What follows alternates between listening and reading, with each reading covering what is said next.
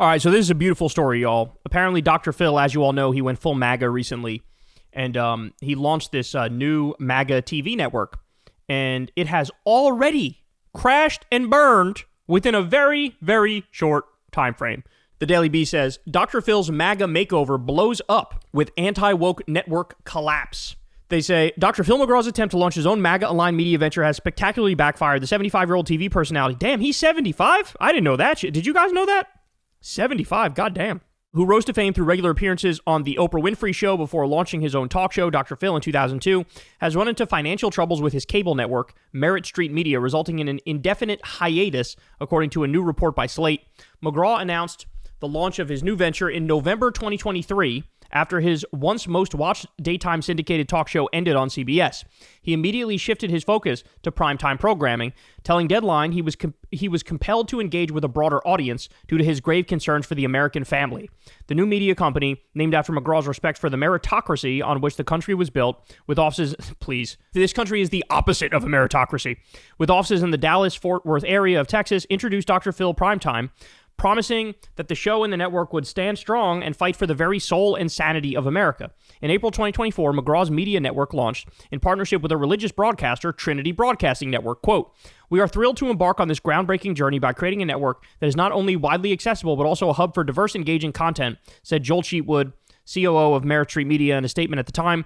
Within months of the launch, McGraw's aspirations began to crumble. Despite interviews with prominent figures like Prime Minister Benjamin Netanyahu and President Donald Trump, whose MSG campaign rally McGraw attended, saying the then presidential candidate was not a bully, the network lagged in viewership. Oh, you don't say? I didn't even fucking know this thing existed. In August 2024, the company laid off 38 staff members. A few months later, professional bull riders announced the termination of a deal with Merit Street, claiming the company had breached the contract by failing to pay rights fees owed.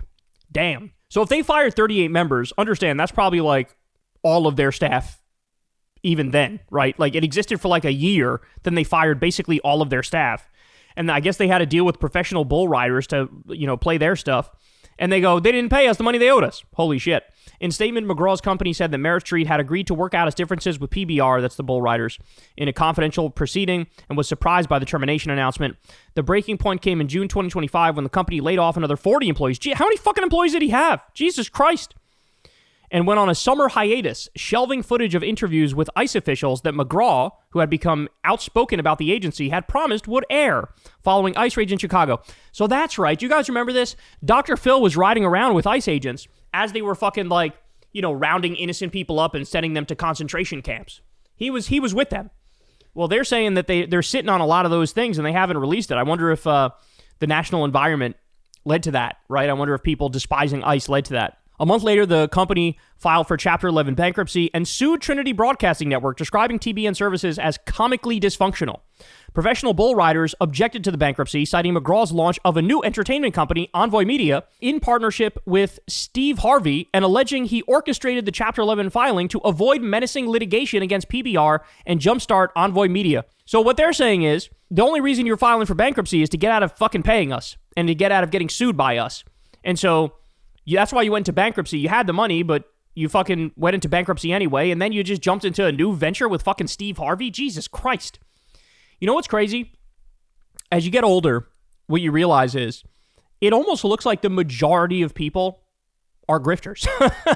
Like, it's fucked up, but like Dr. Phil is just a grifter, right? Like, he just came up with let me do this fucking network thing and, make money and grift to the right, and that failed, and so now he's jumping to the next thing with fucking Steve Harvey, trying to make money off some Steve Harvey shit, and it's like, oh, this is all fucking, like, you're just grifting all along. Like, everything's a grift.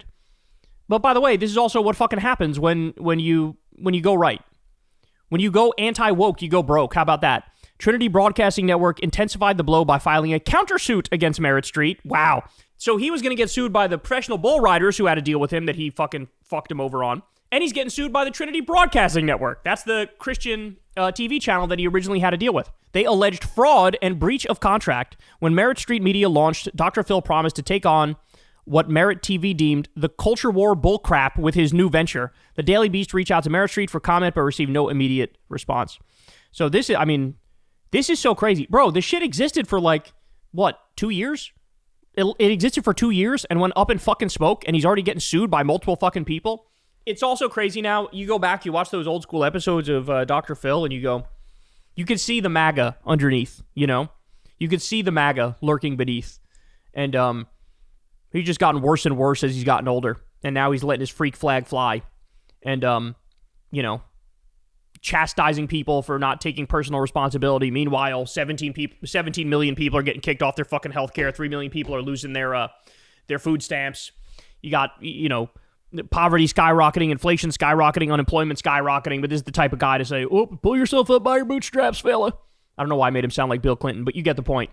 I love that this guy's shitty fucking MAGA network. First of all, I didn't even know it fucking existed. Second of all, they went belly up harder than anybody has ever gone belly up. Third of all, watch out, Steve Harvey. Not that he's the greatest guy, because he's not, but watch out, Steve Harvey, because now, I guarantee, here's a prediction for you.